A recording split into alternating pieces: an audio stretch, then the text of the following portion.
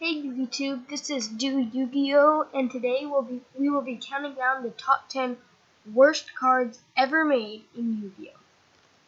Starting off at number 10, we have Relay Soul. So you special summon the monster from your hand, and it's a trap card. So it's Relay Soul is a trap card, and you special summon the monster from your hand. And while that monster's face up on your side of the field, you take no damage. So that part's pretty good, right? But when it leaves the field, you lose.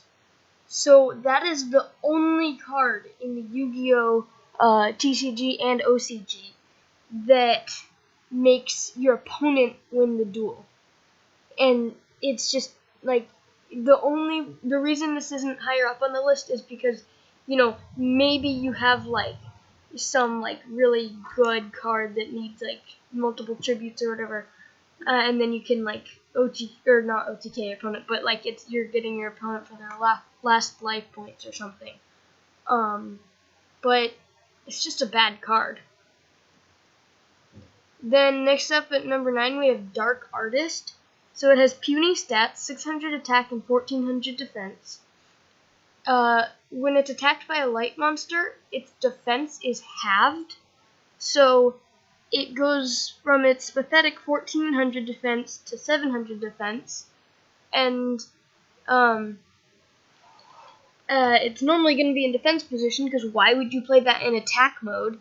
And yes, this is just really bad, but you shouldn't have it in your deck. I guess it's a tour guide target, so that's okay. And the artwork is bad. Then we have Tainted Wisdom. It has trolley stats. So when the troll faces over the attack, it has 1,250, which is just annoying. So Tainted Wisdom has obnoxious stats. If you switch it from attack to defense, so if you keep it out for an entire turn, you summon it, keep it out for your opponent's turn, then on your turn, you can change it to defense to shuffle your deck.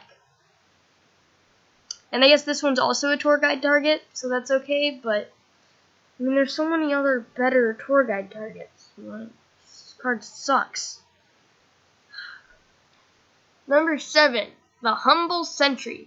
This was kind of a joke card Konami made after the Forceful Sentry was banned and overpowered, but it's still annoying to me.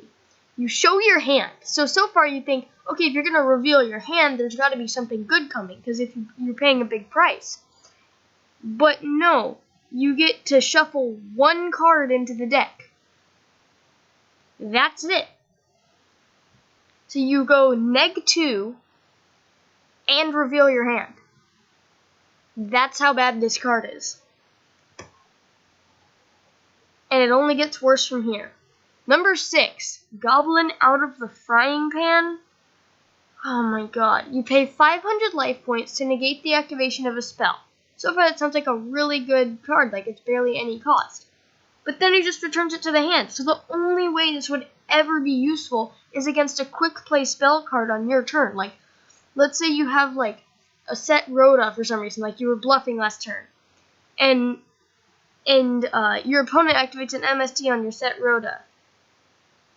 Then you can activate Goblin Out of the Frying Pan, and that would negate MST, but there's so many better cards than Goblin Out of the Frying Pan. It's just so pointless, because if your opponent's activating a spell card on their turn, you can pay 500, return it to their hand. Okay, they can just activate it again. So it's really pointless. And it's not like it would make it so they can't activate it, because it negates the activation. If it negated the effect, then that would be better, because there are certain cards that can only be activated once per turn, but it negates the activation. So it's a horrible, horrible card. It only gets worse from here. Oh my god, this list gives me a headache. Number 5, Cold Feet. I only wrote down one thing. You can't activate or set or use the effects of any spell trap cards the turn you activate that card. Why? Why? It's pointless. It doesn't do anything. Oh, and I just realized the the head, the neck right here of the monster looks kind of like a dingling. Number 4, an unfortunate report. Your opponent conducts 2 battle phases. On the turn you activate that. So the only good thing I could figure from this is it forces your opponent into the battle phase. So like if you have a card that activates only if your opponent went into their battle phase that turn, then maybe. But why? Just why would you do that? Such a horrible card. Number 3, Yugioh. It has crappy attack, and its defense should be higher if its attack is that bad. Like it should have at least 2,000 attack if it's or defense if its attack is 900. If you change it from attack to defense, you get to put cards from your hand to the bottom of your deck. Whoopee-ki-yay! You're going neg as many as you want, and you don't draw. Like, you'd think it would be like put them at the bottom of the deck then draw, but no, it's just put them at the bottom of the deck. And it was errata to make it worse. Originally, it was when it changed from defense to attack, which made more sense. But instead, it's from attack to defense, which is just, oh my god. Why Konami? Number 2, Zone Eater. It has horrible stats. I mean, horrendous. If it battles a monster, I think it has to attack. Yeah, I'm pretty sure it has to attack the monster. The monster's destroyed 5 turns after the attack, which a lot can happen in 5 turns. Usually the duel is over before 5 turns over, and that card is like not even like, oh my god, that card's usually banished by then. I guess it's like rare for some reason because it's like old or whatever. Stupid.